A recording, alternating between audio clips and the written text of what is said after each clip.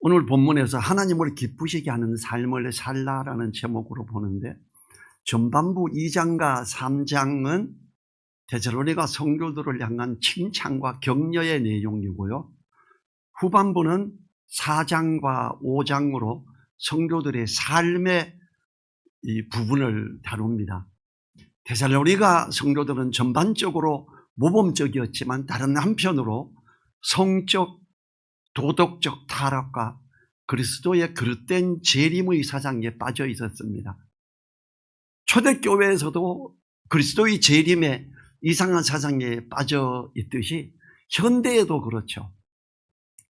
우리나라에서 전에 10월 28일 날 주님 재림한다고 난리가 났고, 주님 오시기 전에 그 모든 걸 하나님 앞에 드리자 이러고 집까지 팔아서 헌금하고 이랬던 사람들도 있었고요.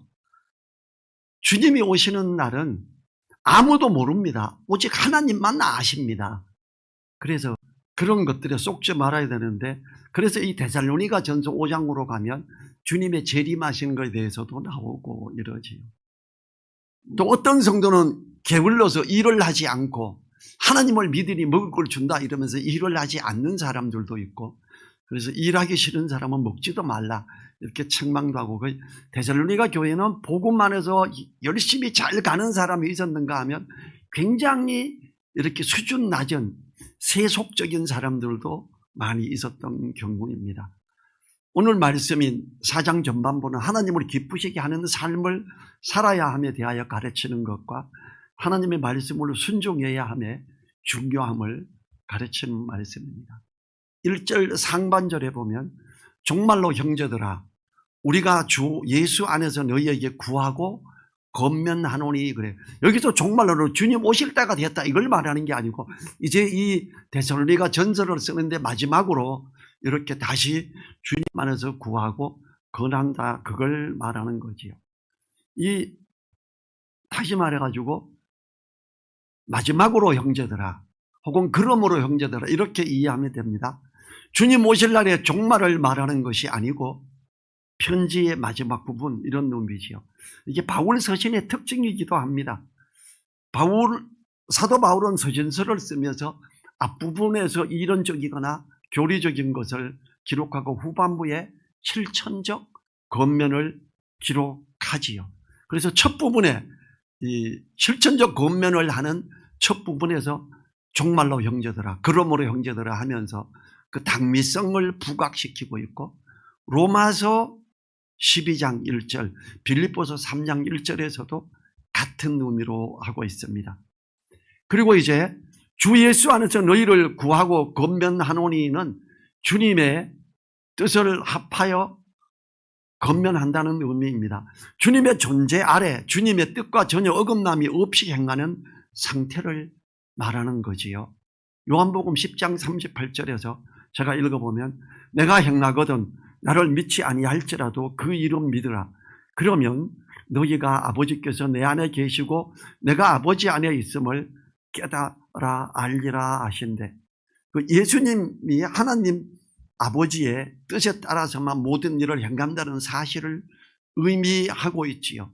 주 예수 안에서 너희를 구하고 권면하노니 주님 안에서 하나님의 뜻을 따라 너희를 향해서 간구하고 원한다 이 말이지요. 이 요한복음 15장 7절에서 너희가 내 안에 거하고 내 말이 너희 안에 거하면 무엇이든지 원하는 대로 구하라 그리하면 이루리라 그랬어요. 이 구절에서 예수 안에서 또 내 말이 너희 안에 이렇게 하는 그 거한다는 표현도 역시 그 뜻에 합치된다는 걸 의미하고 있지요. 다른 의미는 주님의 권위를 힘입어 말한다는 의미도 있습니다. 주 예수 안에서 너희를 구하고 권면하노니 이런 것은 주님의 권위를 힘입어 말하겠다. 우리들이 성도들에게 권면할 때도 주님 안에서 해야 됩니다. 그리고 우리가 자신의 생각을 따라 권면하는 것이 아니라 주님 안에서 권면하는 것이어야 옳은 것이지요. 우리가 권면할 때는 어떤 교리를 따라서 권면하는 게 아니라 주님의 말씀, 하나님의 뜻을 따라 해야 되는 거죠. 1절 하반절에서는 어떻게 행하며 하나님께 기쁘시게 할 것을 우리에게 받았으니 곧 너희 행하는 바라. 하나님 안에서 어떻게 살아야 하는가를 주 예수 안에서 구하고 권면하는데 가르쳤다라고 하는 거지요. 교회는 하나님께 예배를 드리기만 하는 곳이 아닙니다. 주님이 명령한 것을 가르쳐 지키게 하는 곳이어야 되지요. 마태복음 28장 20절에서 이렇게 말합니다. 내가 너희에게 분부한 모든 것을 가르쳐 지키게 하라.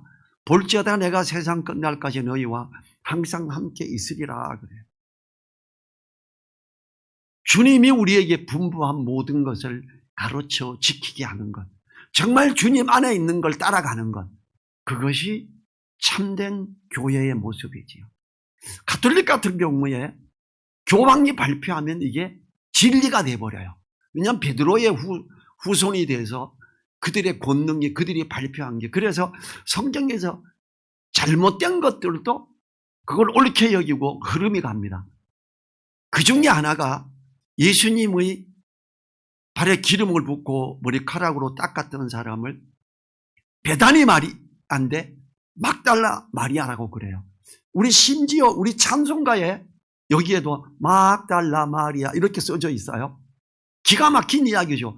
절대 그게 아닙니다. 그 마르다의 여동생 마리아였고요. 그것은 보면은 막달라 마리아가 아님에도 불구하고 그렇게 하는, 이 많은 경우에 말씀을 옳게 따라가지 않고 이렇게 하고 해요. 그래서 이 주 예수 안에서 권면하였다 이렇게 하고 있는 것은 정말 하나님의 그 뜻을 따라 하나님께 기쁘시게 할 것을 우리에게 받았고 너희가 이렇게 잘 행하고 있다라고, 대부분 그렇게 잘 행하고 있는 거예요. 주님 안에서 마땅히 행할 것들, 그리고 하나님이 기뻐하시는 것들, 이거는 뭘까요?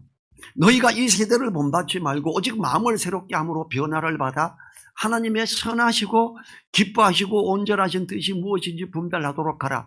로마서 12장 2절에 있는 말씀처럼 우리는 이 세대를 본받으면 안 되죠. 이 세태, 또 하나 이 세대, 현재 기독교의 교단 여기저기 있는 그 교리들을 따라가는 것도 아니다라고 이야기해요. 이 세대 본받지 말고 하나님의 선하시고 기뻐하시고 온전하신 뜻이 뭔지 분별하고 이걸 따라가야 돼요. 다른 성도가 옳지 않게 행하거나 할 때는 교제를 신청하고 식사를 하면서 이거나 혹은 차를 마시면서 권면해야 합니다. 말씀 안에서 이러한데 이렇게 하셔야 되는 게 맞습니다 라고. 제가 우리는 뭐라 그래요? 대한민국 교회에 모태신앙이라는 단어 있지요. 유아세대 주고. 근데 비성서적이잖아요. 그 어떤 아비에게나 어미에게서 믿음이 저절로 물려지는 게 아니다라고 에스겔서에서도 이야기했고 요한복음 1장 13절에 혈육을 따라 되는 게 아니라고 분명히 기록되어 있는데도 우리는 이 세대 교리들을 본받아서 그걸 자꾸 사용하지요. 그래서 그걸 자꾸 사용하고 강조하는 분들에게는 말씀을 펴서 가르쳐 주면서 우리가 이런 거는 비성서적이고 가톨릭에서부터 내려온 교리적인 부분인데 따라가서는 안 되는 부분입니다라고 권할 필요가 있지요. 자, 2절로 넘어가면 우리가 주 예수로 말미암아 너희에게 무슨 명령으로 준 것을 너희가 아느니라 그래요. 그 1절에서 더욱 많이 힘쓰라 이래요. 힘써야 됨을 이야기하죠. 하나님의 기뻐하시는 그걸 따라가는. 그리고 무슨 명령으로 준 것을 너희가 아느니라 그러면서 우리가 알아야 되는 거예요. 하나님의 자녀된 성도는 복음을 전하고 양육하여 가르쳐야지요. 이 구절에서는 강하게 표현하여 명령으로 주었다라고 합니다. 명령은 해도 되고 하지 않아도 되는 게 아니라 반드시 수행해야 하는 그 의미를 가지고 있지요. 바울 사도는 거듭하여 주 예수로 말미암아라고 해요.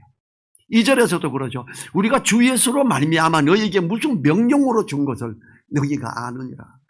복음 전하고 하라 그랬다. 주님이 너희는 가서 모든 족속으로 제자를 삼아 아버지와 아들과 성령의 이름으로 세례를 주고 내가 너희에게 분부한 모든 것을 가르쳐 지키게 하라. 이렇게 말하잖아. 앞절에서 주 예수 안에서와 같은 표현. 때로 성도는 먼저 된 자들에게 혹은 직분자들에게 주님 안에서의 권위로 명령을 받기도 하지요. 하나님 말씀을 펴고 읽고 가르칠 때는 하나님의 계명을 듣는 것입니다. 그것은 명령과 같은 의미인 것이지요. 바울 사도가 명령의 어조로 하는 것은 바로 거룩함과 존귀함으로 안에 취할 줄을 알라고 합니다. 현대와 같은 문란한 시대에 사는 성도에게 강하게 어필하는 말씀인 거지요. 그게 이제 3절부터 쭉 나오지요. 3절부터 7절까지를 우리 같이 한번 읽어볼까요? 하나님의 뜻은 이것이니 너희의 거룩함이라 곧 음란을 버리고 각각 거룩함과 존귀함으로 자기의 안에 취할 줄을 알고 하나님을 모르는 이방인과 같이 세욕을 쫓지 말고 이 일의 분수를 넘어서 형제를 해하지 말라. 이는 우리가 너희에게 미리 말하고 증거한 것과 같이 이 모든 일에 주께서 신원하여 주심이니라. 하나님이 우리를 부르심은 부정케 하심이 아니요 거룩케 하심이니. 지금 이 점점 믿지 않는 자들 가운데에서는 이게 음란한 이런 것들이 많이 있잖아요. 그리고 어떤 잘 나가는 회사들에서 영업을 할 때, 접대를 할 때도 비싼 술집에서 여자를 불러놓고 앉혀놓고 이렇게 하잖아요. 돈 봉투도 내밀고 이럽니다. 저는 제 초등학교 동창 중에 지의학 박사가 있어요. 이 친구가 박사 학위를 따고 이 친구가 장로예요. 다른 교회 설립도 했어요. 제가 너무 충격받았었는데, 그래서 이 수도권에 있는 동창들을 불러서 크게 접대하고 싶대요. 박사 학위를 받아서 이제 치과를 잘 운영하고 있고 잘 살죠. 강남에 살아요. 그래서 이게 비싼 집에서 회를 가지고 제가 복음을 전하려고 그 동창회의 수도권의 회장이었어요. 근데 여자들은 부르지 말래요. 야, 왜 여자 동창을 왜 안 불러? 너 축하하는데 다 불러야지. 나중에 그 의미를 알았어요. 이 친구들을 데리고 어떤 밥을 먹고 노래방이라는 데를 가는데 남자들만 앉아있는데 여자들을 다 붙여요. 한 명씩. 그리고 나서 다 돈을 다 지불했으니까 이거 끝나고 나면 데리고 각자 짝지어서 여관으로 가래요. 나 이게 너무 놀랐어요. 내가 그랬죠. 미안한데 나 예수님 믿는다. 여기까지 와서 안 하고 간다 그러면 내가 노래 한 곡 제일 먼저 부르고 나 갈게. 그리고 가버렸어요. 그리고 한편으로는 그 여자에게는 미안했어요. 이 여자는 돈을 더 많이 못 받나? 죄송합니다. 제가 그리스도인이라서 여기까지만 하고 저는 가야 됩니다. 그러고 갔는데 나중에 보니까 그 여자는 이미 돈을 다 받았다고 이야기하더라고요. 아주 음란한 것. 이것이 한 교회의 장로라고 하는 사람이 자기가 박사학위 받았다고 돈을 내고 이걸 행하더라고요. 너무 황당하지요. 그 친구에게 지금도 매일 제가 카톡으로 말씀을 보내요. 이 예수님 믿는다는 사람들에게도 지금 이 데살로니가 교회에도 음란을 버리고 하나님의 뜻은 이것이니 너희의 거룩함이라 그래요. 음란 버려라. 각각 거룩함과 존귀함으로 자기의 안에 취할 줄 알고 아내와의 부부관계는 정말 옳고 거룩하다. 존귀하다. 그런데 다른 세력을 쫓아 다른 여자들과 그렇게 하는 거는 그거는 음란한 거고 아주 악한 거다. 이렇게 이야기하죠. 그 초대교회에서 이런 일이 있었기 때문에 하는 이야기예요. 모든 믿는 사람들은 음란한 걸 버려야 됩니다. 그리고 그 음란에 또 빠져가 이렇게 미혹이 되면 하나님 제가 이 음란한 곳에 자꾸 미혹이 됩니다. 용서해 주십시오. 여기서 벗어나게 이기게 도와주십시오 하고 회개하고 기도를 해야 되겠지요. 그냥 그럴 수 있어 이렇게 나오면 방송에 보면 목사들도 자기 교회 여자 성도들을 데리고 그렇게 음란한 짓을 하는 사람들이 방송에 몇 번 나왔잖아요. 얼마나 안타까워요. 이 말씀이 오죽하면 제가 그랬잖아요. 오늘 이 말씀의 내용에 많은 부분이 너무 수준 낮은 게 있다고. 이거 예수님 안 믿는 사람들에게도 수준 낮은 이야기잖아요. 자, 이제 8절로 넘어갑니다. 8절 상반절에 그러므로 저버리는 자는 사람을 저버림이 아니요. 그러므로는 3절부터 7절을 이어받는 접속사입니다.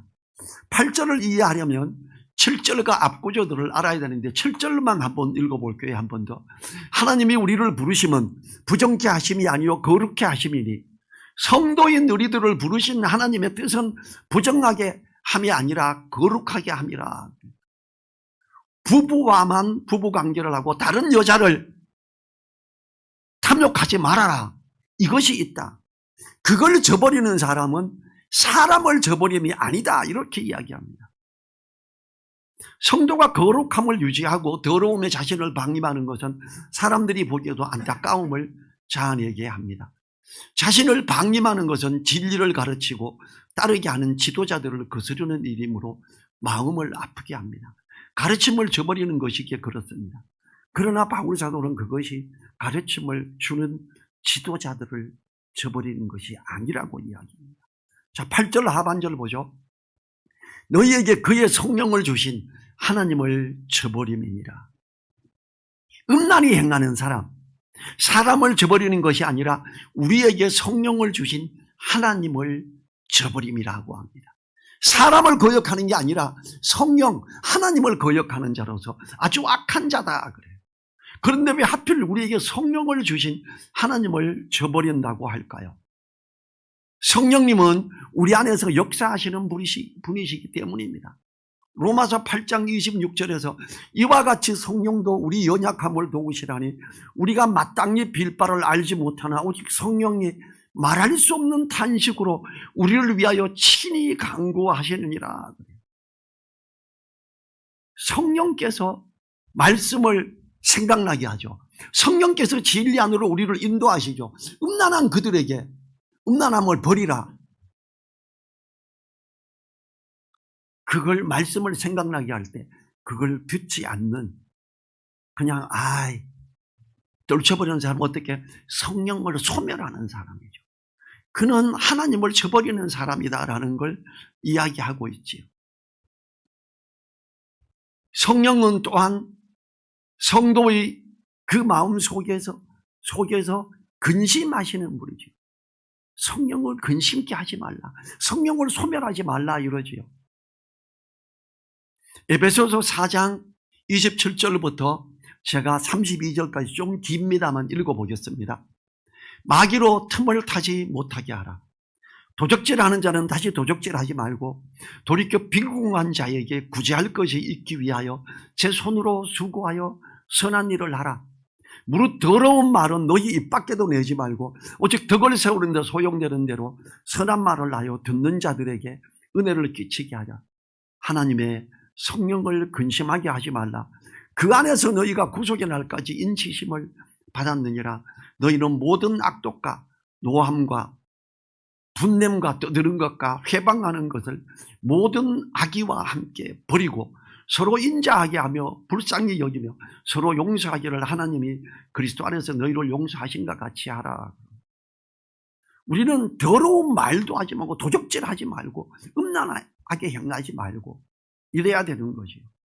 성도의 속에서 성령께서 근심하시는 종류가 나열되어 있는데 에베소서 4장 부분에서 도적질, 더러운 말, 악독함, 노함, 분냄, 떠드는 것, 회방하는 것, 악의, 악한 의도의 것들, 이런 것들이지. 나열된 것들이 성도들에게 머무를 때 그것은 가르침을 주는 인도자를 거스르는 것이 아니라 성령을 통해 역사하시는 하나님을 저버리는 것입니다. 우리 속에서 근심하시고 탄식하시는 성령을 거스른 것이기 때문에 성령을 주신 하나님을 거스르는 것이라 표현하는 거예요. 그래서 이 데살로니가전서 5장 19절이 뭐라 그래요? 성령을 소멸치 말며 이러잖아요. 이제 9절 상반절 봅니다. 형제 사랑에 관하여는 너희가 쓸 것이 없으면 그래요. 데살로니가 성도들은 형제를 사랑하는 것에 대해서 잘 알고 있었습니다. 그래서 쓸 것이 없다고 합니다. 우리가 이처럼 성도들 간에 사랑함이 넘치면 좋겠습니다. 우리가 다른 건 몰라도 성도들끼리 사랑하고 섬기는 것에 대해서는 1등이라는 소리를 들었으면 좋겠습니다. 우리 교회가 늘 사랑교회죠. 이것을 위해서 우리가 같이 기도도 해야 되고 합니다. 어떻습니까? 기도할 때 다른 지체 성도들을 위해서 기도하신 적이 있나요? 그런 적이 없다면 이번 주에는 꼭 그렇게 기도 한번 해보세요. 한 명 한 명을 이렇게 찍어가면서 위에서 기도해 보십시오. 저분에게 이런 게 더해졌으면 좋겠다. 그럼 그걸 위해서 기도해 주세요. 그리고 관심을 더 가져보세요.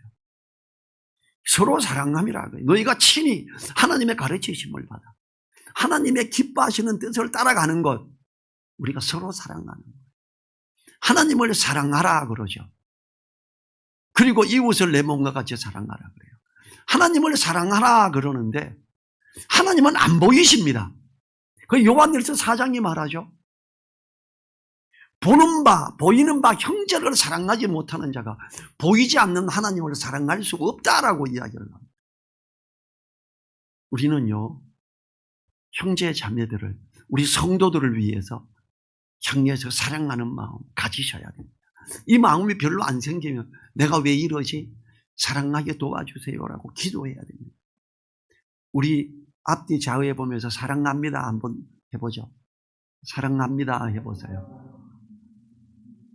정말 사랑해 보세요. 사랑하는 사람에게 관심을 갖게 되죠. 추울 때, 정말 날씨가 추워질 때, 이제 추위가 이제 다가오고 있어요. 비도 왔고 해서. 추울 때 어떤 분이 너무 추운 옷을 입고 있다. 관심을 가져보세요. 좀 따뜻한 옷 없어요? 물어봐요. 없어 보이면, 혹시 내가 따뜻한 옷이 2개 있으면, 3개 있으면 크기가 맞으면 하나 갖다 선물해 보세요. 내가 외투를 두꺼운 걸 사야 될 때가 있으면 비싼 거 사지 말고 좀 더 싼 거 사서 2개 사서 하나 드려보세요. 이게 사랑 아니에요? 성도가 서로 사랑하는 것, 이건 말로만 하는 거 아니잖아요. 주님을 따르는 사람, 주님의 제자인 증거가 어디 있나 하면 주님이 직접 말씀하셨어요. 요한복음 13장 34, 35절 제가 읽어볼게요. 새 계명을 너희에게 주노니 서로 사랑하라. 내가 너희를 사랑한 것 같이 너희도 서로 사랑하라. 너희가 서로 사랑하면 이로써 모든 사람이 너희가 내 제자인 줄 알리라 그래요. 이 말씀 언제 하셨죠? 제자들의 발을 씻겨주면서 했잖아요. 가장 더러운 부분을 닦아주면서 했잖아요. 내가 이렇게 낮은 마음으로 너희를 섬겼던 것처럼 너희가 섬겨. 그럼 너희가 내 제자인 줄 알아. 그리스도인이라 칭하는 성도는 그리스도께서 주신 계명의 말씀을 순종하여 성도들을 사랑해야 됩니다. 진정으로 성도들을 사랑함으로 살피고 돌아보는 사람은 그리스도의 제자임을 인정받게 됩니다. 성도가 서로 사랑하는 건 말로만이 아니죠. 요한일서 3장 17절 18절이 뭐라 그래요? 형제의 궁핍함을 보고도 도와줄 마음을 막으면 하나님의 사랑이 어찌 그 속에 그갈까 보냐. 자녀들아, 우리가 말과 혀로만 사랑하지 말고 오직 행함과 진실함으로 하자. 우리는 하나님께 예물 드린 것만 하나님이 기뻐 받으시나요? 형제, 자매, 성도를 향해서 내가 어떤 선물, 예물을 드리는 것 하나님이 기뻐 받으시죠. 이 사랑 나누는 헌금, 이제 우리 교회 헌금 목적에 사랑 나눔이 있죠. 이거는 성도가 성도에게 하는 헌금이에요. 내가 물건을 사서 주는 게 쑥스럽다. 그러면 외투 어디 이렇다니까 거기 한 줄 써서 어디에 가면 외투 이렇게 팝니다. 그 돈 집어넣어서 헌금할 수도 있잖아요. 다른 교회에서 이런 성도가 성도에게 하는 헌금 아마 봉투 못 보셨을 거예요. 제가 성경을 보니까 있는데 우리 교회에 어떤 교회에서도 볼 수가 없어서 제가 기도하고 헌금 봉투 만들 때 사랑 나눔이라고, 거기는 갈로가 있죠. 받을 분 이름 쓰라고. 사랑하는 헌금에 참여해 보시기 바랍니다. 만약 우리가 물질적 나눔을 실천하는 사랑을 하지 않는다면 우리는 우리에게 성령을 주신 하나님을 거스르는 자가 됩니다. 오늘 말씀이 하나님의 기뻐하심을 따라가는 그걸 하자는 거예요. 하나님을 기쁘게 하는 삶을 살라. 여기에서 핵심이 뭐예요? 구하고 예수 안에서 너에게 구하고 권하는데 음란하고 세태를 본받고 타락한 데 따라가지 말고 그리고 형제를 사랑하라 이거잖아요. 형제를 사랑하는 것. 형제 사랑에 관하여 하나님의 가르치심을 받아 서로 사랑함이라. 하나님이 기뻐하시는 일이 성도가 서로 사랑하는 거예요. 귀한 선물은 목회자에게만 하는 그거, 목회자에게 안 해도 돼요. 성도에게 한번 꼭 해보세요. 그렇게 할 때 하나님이 기뻐 받으시지요. 말씀을 따라 교제하고 권면하는 일이 자꾸 일어나므로 하나님을 기쁘시게 하는 우리들 늘사랑교회가 되기를 위해 우리 자리에서 일어나셔서 1분간 기도하겠습니다. 자리에서 일어나셔서 1분간.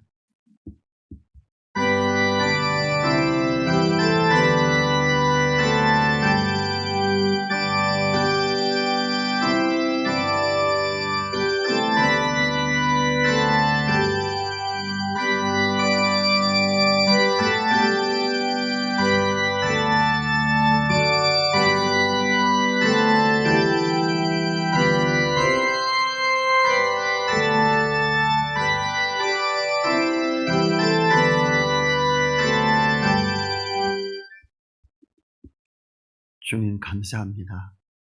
우리가 하나님을 기쁘시게 하는 삶을 살아야 되는 거기 핵심에는 우리가 음란하지 말고 이 세속을 따라 타락하는 부분들을 버리고 성령을 근심하지 않게 하며 우리가 서로 돌아보아 사랑과 선행을 격려하고 사랑을 실천하는 그 귀함에 있는 것이라고 오늘 말씀을 통해 살펴보았습니다. 우리가 함께 있는 성도들을 정말 사랑하고 섬기는 그 귀함에 있게 하여 주십시오. 말과 혀로만이 아니라 오직 행함과 진실함으로 사랑하는 우리 되게 하여 주시고 그 은혜가 넘치게 하여 주십시오. 간절히 부탁드립니다. 우리를 사랑하시는 예수님 이름으로 기도했습니다. 아멘.